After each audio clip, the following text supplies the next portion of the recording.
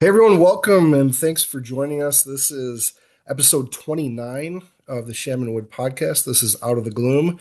This is also the first episode of 2026. Last year we started this show. Doghouse can back me up, but not really sure what we were expecting the first year of this. But if you're new to the podcast, you can go back to Spotify and find 28 other episodes that allow you to get to know the men in primarily the Shamanwood region, a couple men from Plainfield. We've started expanding our reach to include other men from different regions, and that's what we're doing today. I'm really excited to talk a little bit more about that in a second. But just as a reminder of what we're doing here, this is an F3 podcast. F3, of course, stands for Fitness, Fellowship, and Faith. So to that end, please welcome my partner in crime, Doghouse. And today we have a very special third man joining us from Raleigh, North Carolina. We have Rick Ferguson, who's also known in his region as Kerouac. So, man, how have you been doing? How's your weekend been going so far as of Sunday night here? Hey, Puddles, thank you. I appreciate you guys both for having me. It's a total honor. Met Doghouse when you guys were doing your insane competition to rack up posts. Yep. And he made his way through Raleigh. Got a chance to meet him, so appreciate the invite.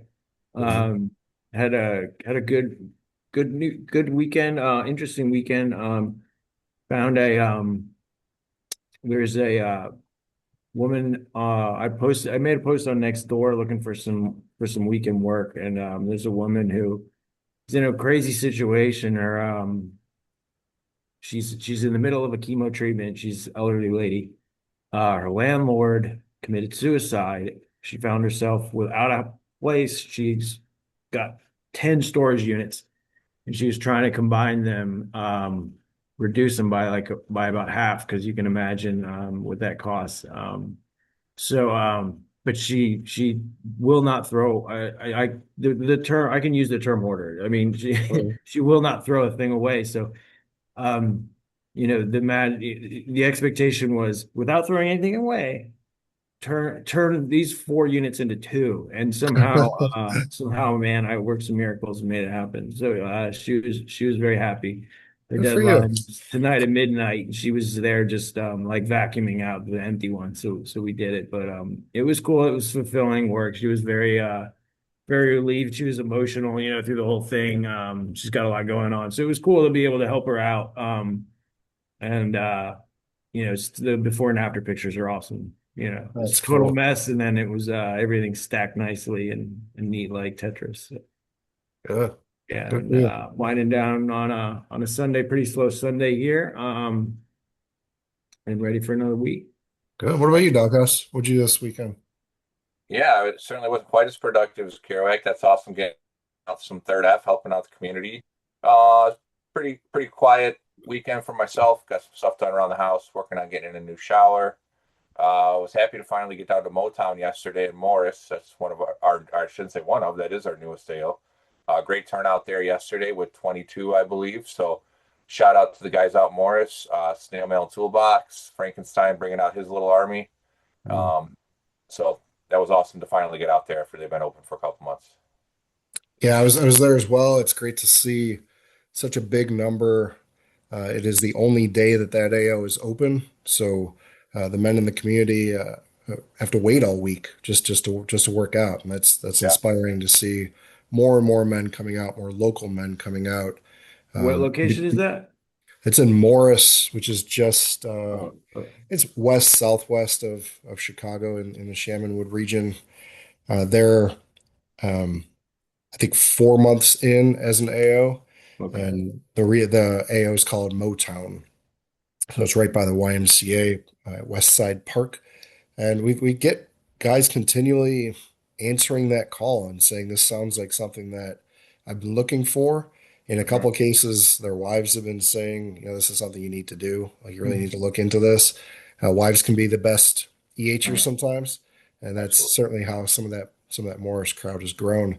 And like Doghouse said, we've got a guy named Frankenstein who is just an incredible advocate for F3 and everything that We know it delivers to men, and he's done a great job at identifying men who need it in their lives and bringing them out, breaking down all the excuses and getting new men into the gloom, including a lot of men in his own family, his kids, and uh, I think his niece's boyfriend was there yesterday, and just great to see the growth, the organic growth. Without doing, he's doing some posts on Facebook that I think get a lot of traction, but as you know, without doing any real advertising, this thing is growing whether we want it to or not. It's kind of outside of our hands at this point.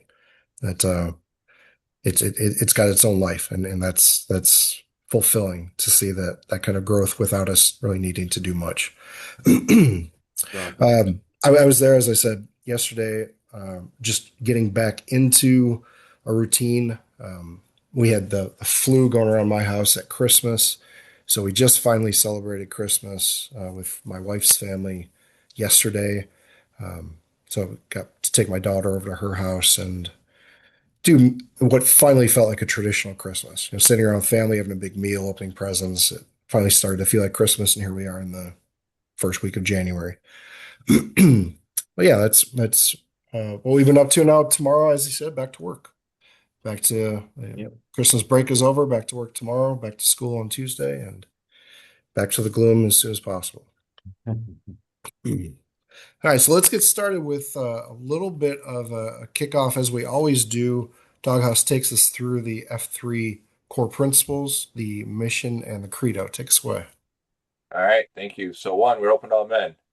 2, we are free of charge. 3, we are held outside, rain, shine, heat, or cold. 4, we are peer-led and rotating fashion. And 5, we always enter a circle of trust. All right. We have a mission statement that is made up of a task and a purpose, and that is to plant, grow, and serve small workout groups of men for the invigoration of male community leadership. And finally, we have a credo, and that is to leave no man where you find, excuse me, leave no man behind, but leave no man where you find him. Aye. I'll get So that. we talked a little bit before we came on camera about the workout of the week.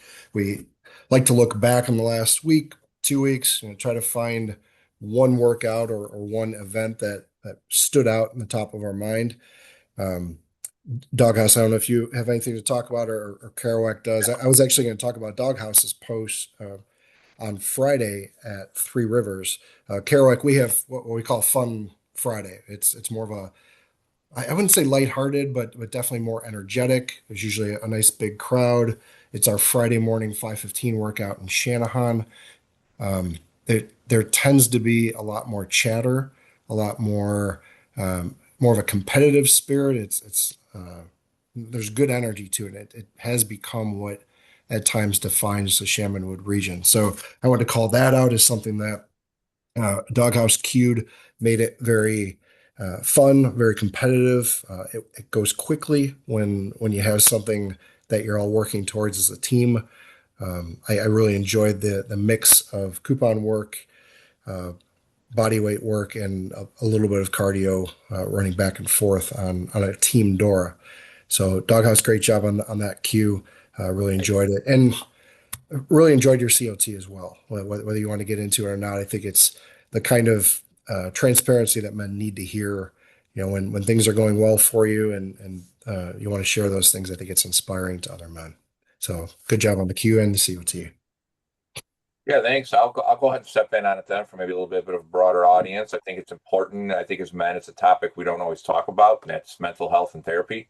I'll keep it very brief. I've been going to therapy for about 4 or 5 years now, dealing with depression and anxiety.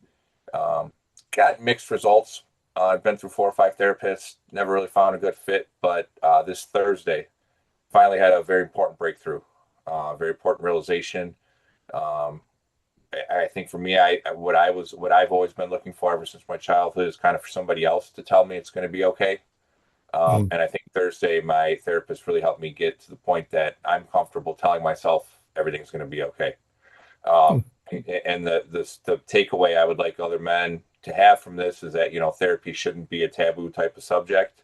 Obviously, that's everybody's own personal experience, but more importantly than that, or just as importantly as that, is that I didn't, I was kind of going through the motions of going through therapy. It felt like something I was supposed to be doing, and I was kind of checking the box, and finally had that breakthrough. And there's kind of that light at the end of the tunnel. So wherever you're at within your journey, I'd encourage you to keep with it, keep at it, and hopefully you'll have something similar to what I had Thursday. So hopefully that reaches a few men. Good for you. Good. Thanks. Eric, what about you? Yeah, cool. Just to piggyback on that point, I second that. There should be no shame in reaching out for help. We all need it in some capacity. And I've been looking for an answer for depression and anxiety my whole life as well. Searching, and I might ask my mom. She calls me the seeker, and I've sought Mm, everywhere for an answer to that solution, including some therapy. And then there's good chemistry, there's good therapists out there, and then there's some that aren't so helpful. And keep looking. And yeah, all right, I'll leave it that where it is. For my workouts, I don't we can get into this a little bit deeper as we get into the conversation, but just to kind of paint the picture, give you a background. I'm at the end of my stay at a residential treatment facility for drug and alcohol rehab, and so for the bulk of the program, I'm towards the end now, where I have some a lot more liberty to go and come as I please. But for the most part, we're restricted to two workouts a week, and we're very fortunate enough for some awesome F3 guys to bring workouts to our campus here. And so those are Tuesday mornings, 5:30. It's abbreviated workout, and Fridays in the afternoon at 2:30. And I'd like to say, this past week, nothing stands out, but the ones that do, I think, the Friday afternoons is a little easier to get the guys out. They get out of class, and you're not getting pulled out of bed or the fart sack, mm, um, as we like to say. But the energy at the Tuesday morning workouts, with the guys that do it, we have a guy, and I'm kicking myself. His name's escaping me, but he's been bringing it. He's been bringing in F3 posts. He's been posting here for a long time. First guy I met at that post, and he always says to the guys, whatever happens the rest of the day, you've done something no one else can take away. mm. Everyone else is sitting in and laying in bed. They're in their snooze, and we just busted our ass out here in the rain. No one can take that from you, and it really establishes a sense of pride and a sense of camaraderie in that group. And so, for that reason, those Tuesday morning workouts, man, they always stand out for me during the week. Even more so as I get to post out in the general other posts around Raleigh in the Triad area. Yes. What's the size of the group that comes out to those Tuesday and Friday posts? So it ranges. It's been me and him, or it's not always the same guy, but it's been two of us. On occasion, we've got it up to like a dozen or so. Hmm, The Fridays, I remember, on average, I'd give it like half a dozen to 10. The that's quite nice. first time I queued that, there was like 25 guys that showed up, of course. It's awesome. So there is a range there. I think, what happens is, um, throughout some of the posts during the week, guys will talk it up, and we'll have some extra showing. But it's funny to see, like, it's very unpredictable with the community we have here. There's like 250 odd guys week to week. It's very hard to predict if you're going to have a handful, if you're going to have a dozen. Mm, I Although, can and, imagine. and a lot of it does depend on the weather, of course. Nicer weather, you're going to get more guys. So I got to share something funny real quick. So Yeah, the morning I flew down, it yeah, was 39 and rainy in Raleigh. yeah. And I flew out around noon, around 10 o'clock Chicago time. from a workout I'd driven from that was 0 degrees. And I emailed the guys. I'm like, hey, I'm coming down. He was going to be there. And they're like, yeah, it's 39. I don't know if we're going to do it today. I'm like, you're kidding, right? I just woke up. 0 degrees. Or in shorts once 39. Right? We're opening pools, 39. Mhm. I got a little kick out of that when you say with the weather, but Yeah. Oh man. Um, yeah, so we look over at the last week or so and those things tend to stand out, but more than anything else, this podcast is intended to let men in our region who are primary listeners get to know others on a little bit of a different level. And Kerouac, you mentioned this. We're going to go a bit deeper into your story. I'm really glad that Doghouse got a chance to get down there to North Carolina, and it was in the midst of our reindeer games or right at the tail end. And I remember all of us like getting wind of it second and third hand. Hey, did you hear Doghouse flew down to North Carolina? So we were all getting like second and third hand accounts of it. But then I got the text from Doghouse, and he's like, "Man, I do you have a second? Like, I just need to unload all this awesome stuff that I've encountered down in North Carolina. We call it the Mecca. It's like going to the Mecca of F3." And he was so energized and so inspired by meeting with the men down there and seeing a lot of the similarities, but a lot of the differences, Mhm. and couldn't wait to get you on the show. So thank you again for coming on. And this is really the opportunity where we take a few minutes to get to know you at a deeper level and get to know your region and the men who are down there. As I said, a lot of it's probably very similar to what we have here in Illinois, but it having been established so much longer, a lot of it's going to feel pretty new to us too. So I'm excited. Doghouse has a couple questions to kick us off, and then I've got a couple to follow up. cool. Thanks, Puddles. Yeah, some nice and easy ones for you. Let's start right at the beginning. When and how did you find F3? So this was about 10 years ago. Um, I'm in Raleigh. I grew up with a best friend, Danny, who was a drummer in our high school college band. And we loved to party growing up, and both of us partied a little too hard. He got his self together before I did. So I ended up in Charlotte in a program called Sober Living America.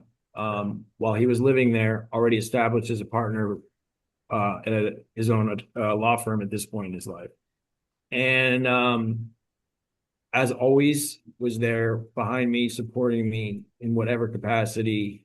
I mean, that's the kind of guy that F3 attracts in from my perspective. I mean, just quality people.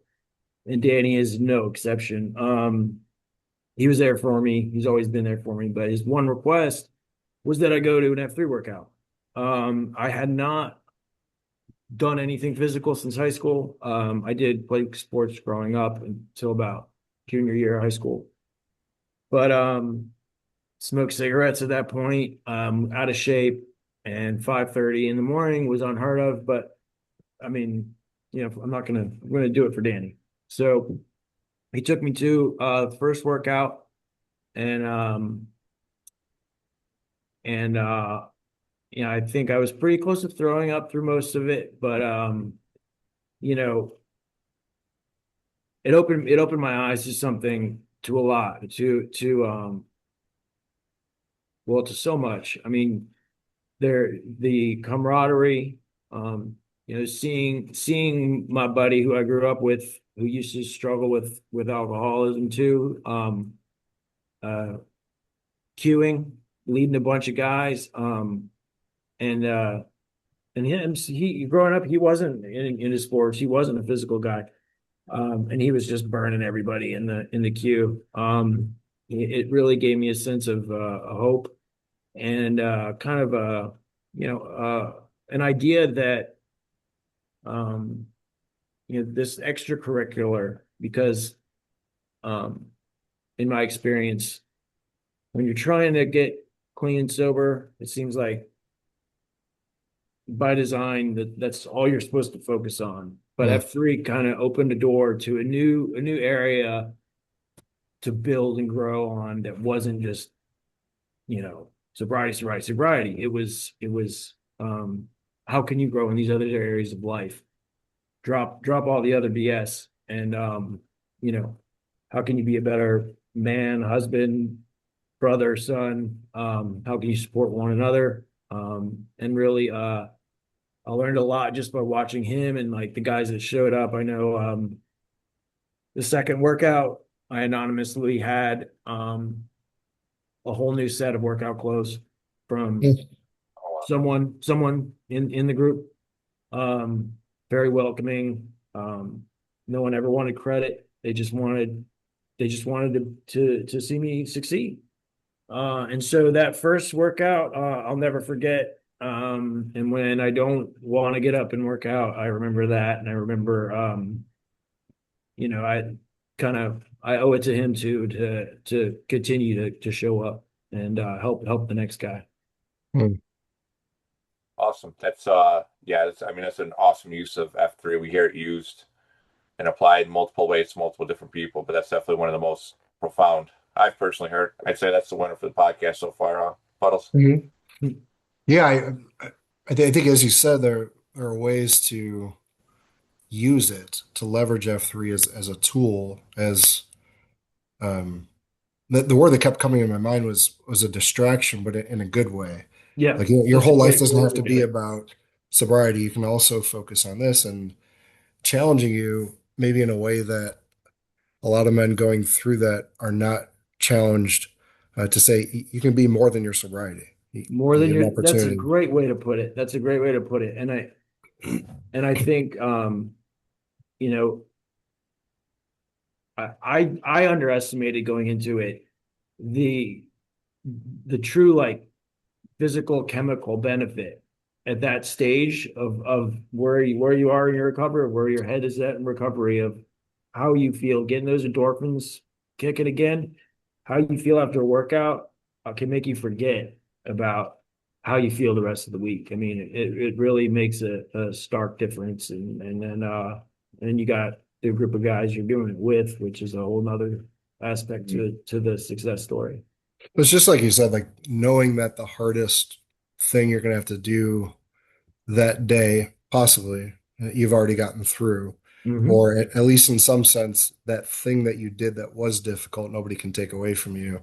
It's kind of like that basic principle, make your bed. Make your bed.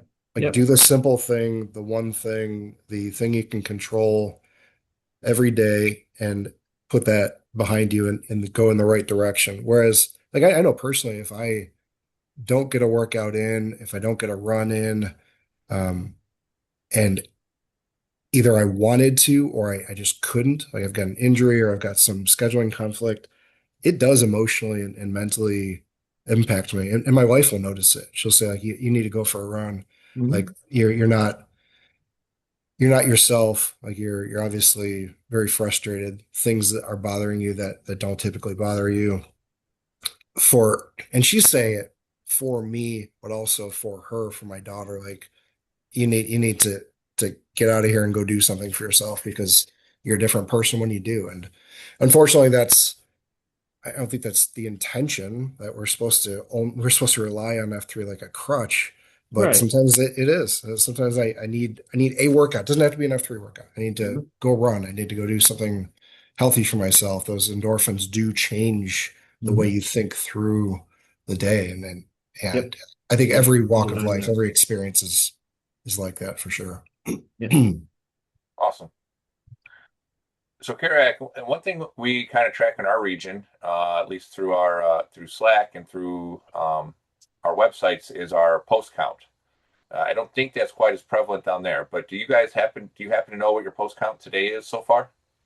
Yeah, I saw that question. I don't know the answer to that. Yeah. Yeah, yeah. Sorry. So just to That's explain no, what it that's comes, go ahead, Douglas.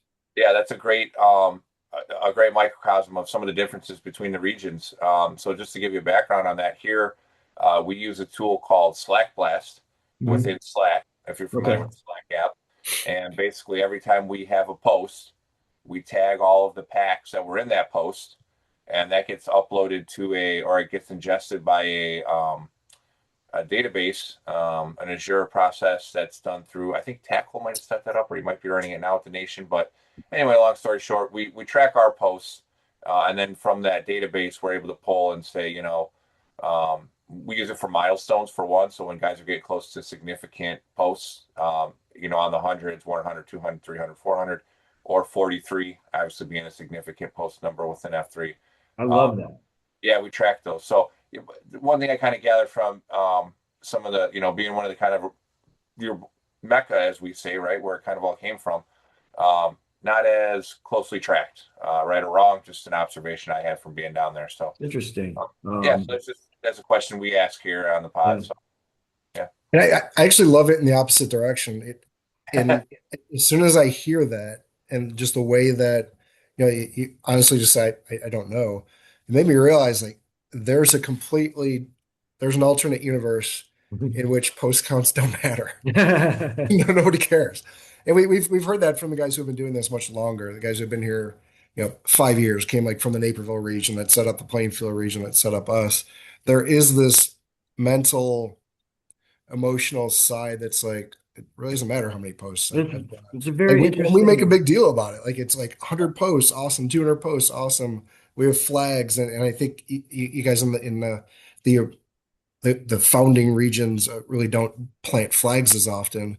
But it's funny to see how the younger region Yeah, views that completely differently. it does. It's a very interesting distinction because it does construct um different mindset. And I wonder, and there's pros and cons to both, I would imagine. Yeah, yeah. We do. I think we find ourselves personally motivated. I know I've heard it from certain packs. Guys, as they're reaching their 100, 200, 300, they tend to want to grab the queue and schedule it out so that Hmm. they can celebrate that with the packs. I think it motivates other men that we take a photo with the guy holding the flag, and that's like celebrating him. We do anniversary celebrations where acknowledging a year, 2 year, 3 years in F3. But I think we've all kind of experienced that together. Like Doghouse and I have been in F3 about the same amount of time, and we've seen the men around us growing in those levels as well. It's kind of all celebrating together. Whereas, like, we just had, I think the other day, was it Friday? We had a couple of guys hit their 43rd post. I think Yeah, Frankenstein might have been yeah. one. Frankenstein and maybe Danny O'Shea. Yeah. So just seeing them, it kind of sets up this familial relationship where if these guys are older than me or younger than me, it kind of feels like a big brother mentality. Like I've watched them grow up Sure. through F3, and that is kind of cool. But I guess if I think we talked about this last week or the week before, the regions who have been at this for 10 years, like that's they've known those guys, seen them every week for 10 years. That it's probably a very different level of relationship. Whereas we're still growing, expanding Yeah. regions and adding AOs, adding new guys left and right. Yeah. Definitely a different experience. Yeah. That's interesting. Yeah, and I imagine in the beginning, you're just trying to get up things and running. You're not worried about keeping track of who's got so many posts. So just, Mhm. yeah, Yeah. very Yeah. interesting difference between the two regions and Yeah. others as well, I'm sure. So Yeah. moving along, Kerouac is the name. Would you like to share with us, please, how you got that name? I'd love to because it's under most people's radar. My Danny, who took me to my first meeting, gave it to me. Growing up, I had aspirations to be a writer. Jack Kerouac was a writer. He's considered like a beatnik writer from the 50s. He wrote he's most well known for the book On the Road that he wrote. Um, on 7 day, they used to take Benzedrine and stayed up for 7 days and typed it on a scroll, the whole book, did not edit it and published it. That's kind of his claim to fame. But he was associated with people like William Burroughs and Allen Ginsberg. But Danny gave me that name, and I don't remember exactly how he explained the relevance other than the phrase tortured writer stuck out. I always remember his in his explanation, he said that was the similarity there. So he gave me the name Kerouac after Jack Kerouac. Awesome. Cool. So you touched on this a little bit, but for the sake of formality, I'll ask the question. Uh, within a week, what is your typical posting cadence? So What do you right like to? now, doing the two here. So Tuesdays and Fridays. I'm doing what they call a commitment here. So I've got about 5 weeks remaining, where I'm technically working for healing transition is where I'm staying. After that, it's going to look very different. Prior to coming here, I was living a little bit outside of Raleigh in a town called Lewisburg, and was making some posts out there until my car died. So that was a little sporadic there. So right now I'm hitting those two a week, the Tuesdays and the Fridays. But I know I got plenty of guys who they've been talking lately about trying to draw up some more interest and coming up, picking up guys on the weekends, Saturday mornings, Sunday mornings. I think I think on the weekends we have a couple posts that are later. They're like 8 or 9 or 10 in the morning, I think. That would be more you probably generate some more interest. So that right now it's pretty limited, but that's going to open up significantly here in the near future. Awesome. Yeah. How long has that um is the AO at the campus where you are? Is Yep. it like an established? How long has that AO been there? That's a great question. So Healing Transitions was here in 2001. I don't know when the first post was, but like when you walk out in the courtyard, there's a brick and a brick wall, and there's like an engraving, and it's something to the effect. It's called the workout's the arena, Mhm. and the phrase is something along the lines of the true warrior is the one that leaves with covered in blood and sweat, something like The that. man in the arena. I Man think in the that's arena. Um, and so I don't know when it's been established, but the the director, Chris Butnick of this place, is F3 name is Big Poppy. He's a big proponent of it, and he's been there since the beginning. So I would imagine a decade, over a decade. hmm. Yeah, Yeah, so it's we've really got Big inspiring. Poppy lined up for 2 weeks, and I actually took a picture of the quote. So just for again for formality, I'll go ahead and read Oh, perfect. those. The credit belongs to the man who was actually in the arena, whose face is marred by dust and sweat and blood. There you go. Okay, Thank you. no worries, I got you. And Yeah. one more So quick one. So we one difference we talked about was the shovel flags. So there actually is hanging up. I don't know if it's considered retired or not, but within the facility, there actually is a shovel flag. So we That's do awesome. we do we could have forgotten the day you were there, but for some reason, okay, we do plant that on Friday afternoons okay, in the courtyard each week. So awesome. it does get used. It's not retired. There's It, some it's press it's dirt on different it. everywhere you go. Yeah. I posted downrange last week and I planted my flag and one of the guys asked me, what is that flag? And it was my third FQ Oh, flag. really?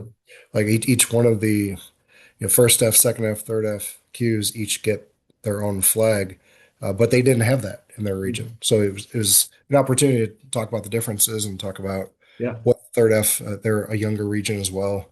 So talk about some of that. I like the differences, region to region.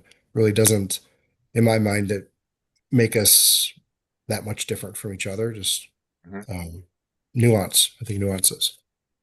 Yeah.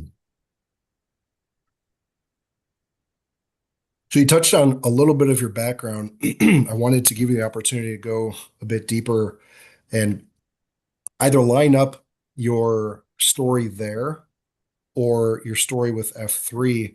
And obviously, the treatment program you're in is not an F3 program. Those are separate things, but we've talked about how they somewhat can balance each other, feed off of each other. But I wanted to hear from you how you see the two playing and having an impact on your life, on your sobriety, on your journey at this point, as Sure. you look So today. you know, my, well, I've grown up, not necessarily distrustful, but I do want to find out things for myself. And in saying that, I mean that, I don't take necessarily someone else's path as the path. And so my path of sobriety is looks a little bit different than a lot of people here, and made a lot of mistakes along that way. Um, but in doing so, I've explored a lot of things outside of the traditional way that I think a lot of people kind of follow that go through this program, which is heavily 12-step focused, um, with a Christian emphasis on the higher power. Um, and I've kind of explored as part of my recovery, like what components of myself are there, first of all, and what needs to be met for each one. And so, there's the intellectual side, there's the spiritual side, um, there's the social side, psychological and physical. And I've had to kind of piecemeal a lot together to form what's been worked best for me. And in part of that, I also am a member of I go to refuge recovery meetings, which is a non-12 step Buddhist approach to Hmm. recovery. And so my the path that I've kind of set for my future and success in remaining sober and I have a 15-year-old daughter, like true to her, and the rest of my family, of course, but um is keeping that each one of those components healthy. So that involves a lot of meditation. Um, I've done the therapy stuff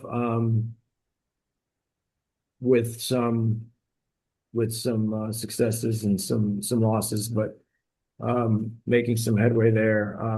But the physical side, I think it dawned on me that I remember one morning, it was so we wrap up right around breakfast time or at near the end of breakfast. So we do the 5:30 workout meeting.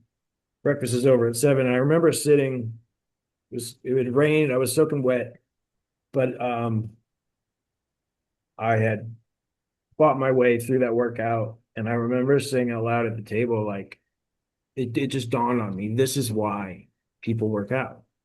Hmm. Because I felt,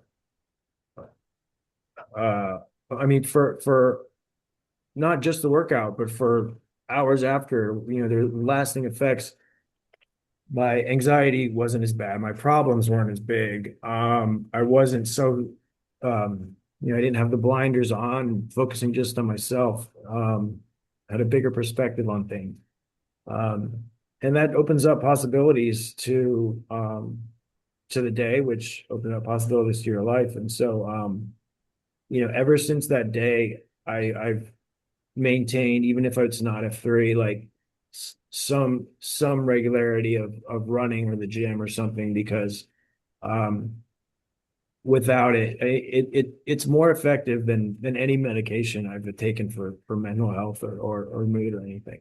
Hmm. And it just so happens that F3 is free, and it's full of guys that you want to be around. And I have one story, I like a lot of us, um, ended up here not on a winning streak, had some legal issues hanging over my head, and there was a criminal defense attorney in F3 who stepped up and represented me from start to finish, never asked for a dime, never asked for Mm. anything except to pass it on, pay it forward.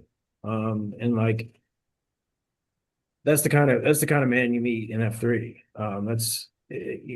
You don't meet those kind of people anywhere else in my experience. And it's the I remember my back to my friend Danny, his wife would tease him because she said every time he comes home from a workout, he'll say the same thing. There's just a bunch of great guys, a bunch of great guys. Bunch Mm. of great guys, man. And she'll tease him because she'll know before he says it. He's about to say it. It was a good workout. A bunch of great guys showed up today. Mhm. Yeah, there is something about an F3 man Yeah, yeah. that we obviously all come from different backgrounds in every way possible. Career background, education background, socioeconomic, regional, however you want to Yep. classify a man, we all come from different places, but there is something, I think it's less about the F3 man and more about the man in F3, if that makes sense. Because I think F3 kind of weeds out people who are not like us, people who don't want to pull for somebody else, people who just Mhm. want to do everything for themselves and not give back. There's something about F3 that I think I'm projecting, but I think somebody who is not right for F3 will find his way out of it Mhm. because it's probably annoying to be around people who just want to do good, who do either for yourself or for someone else. It's probably really annoying to be around people like us Absolutely. all the time. Yep. So I Especially made if an they're analogy. stuck in their misery. Yeah, yeah. So I brought We- this up to men in our region, specifically Hanger and Squidward, who I'd both like to get out on the show. They'll be my shout out for the week. Um, Made an analogy of what I imagine. I haven't personally served, but there's a certain brotherhood amongst those who have served. Hmm. And I think there's a certain kinship you can't forge any other way than having gone through hard shit with somebody else in a stupid scenario. Maybe not Without a stupid, doubt. that's the right word, but Without right, a doubt. having and I certainly by no means want to liken F3 to having served in any kind of combat situation, but I think there's a certain kinship of men that choose to forge through the fire, burn the boats, that mentality. We're going to Hmm. move forward. We're going to move forward together. So I think just that the want to chime in on brotherhood, that. the brotherhood is part of that. My wife Mhm. asked me the other day, why do guys call each other brother? And really hadn't thought about that question Great before, but question. there are men who are like, let's go, brother. Come on, brother. And I don't do it to a complete stranger, but it's like Doghouse is saying, like if you've been through things together, you forge some kind of bond that goes beyond we happen to go to the same school Yeah. or we There's happen to there is like the something same familial to sports it. team. Yeah. There's definitely a a way that kind of experience, and I think it has to be hard. It can't be like we were all at the same concert and it was awesome, No, or no, we were all at the Bears game and it there's was a great something about time. suffering together that Yeah, that that is a special type of social glue. yeah. So I think the point being, from the military standpoint, I think once you discover that someone else has served, it probably puts aside all the other differences, and you can say, well, we've got common ground there. Yeah. I think F3 is similar in that way. Yep. That I know Great what point. you've been through because I've been through that too. We talk about it all the time. Like we have the shared language, we have the shared vocabulary, shared experiences of showing up in the gloom, getting out of the fart sack when nobody wants to. Like that stuff just doesn't make sense to people who don't choose to do that on a regular basis.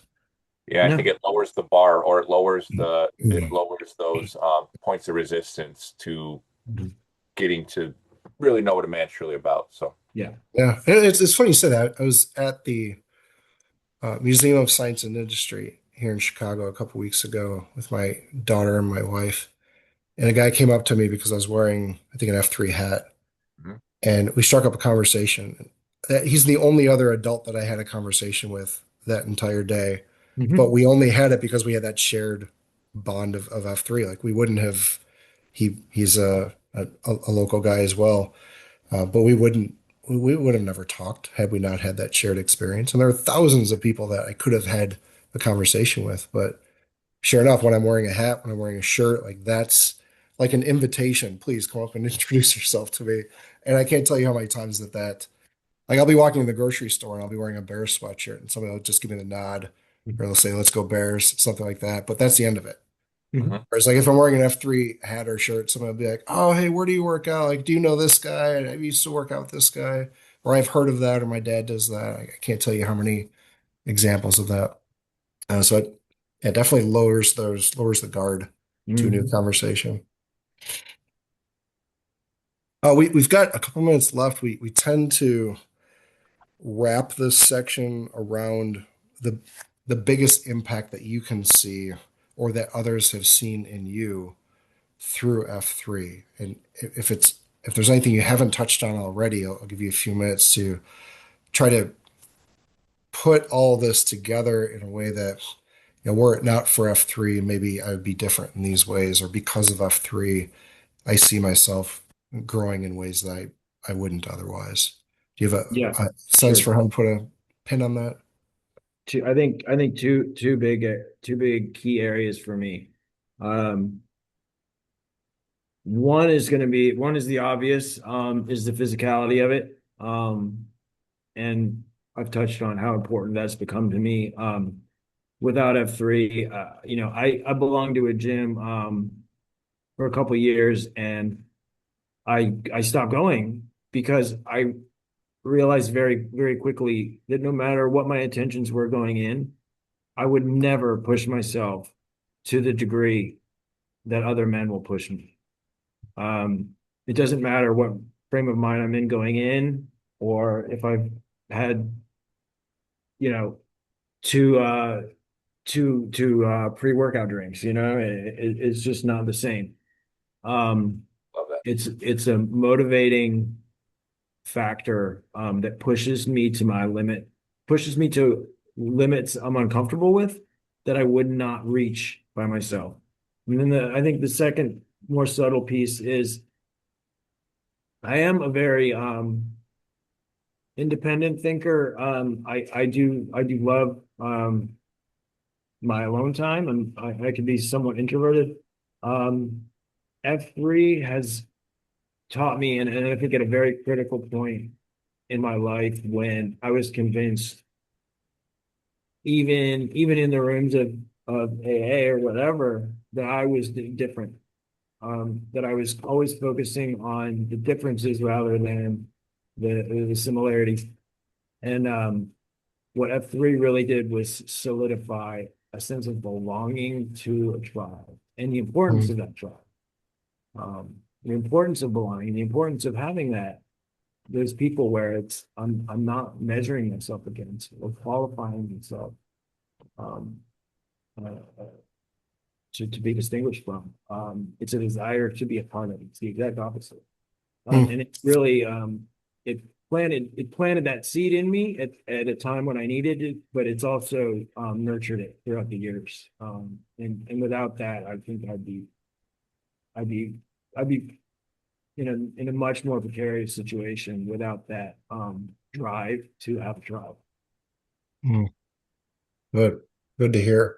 That's that's as Doug said, there are conversations we have that are really profound and go much further beyond the workouts in the gloom. And I appreciate you sharing that story. I also want to give a shout out to Healing Transitions in Raleigh.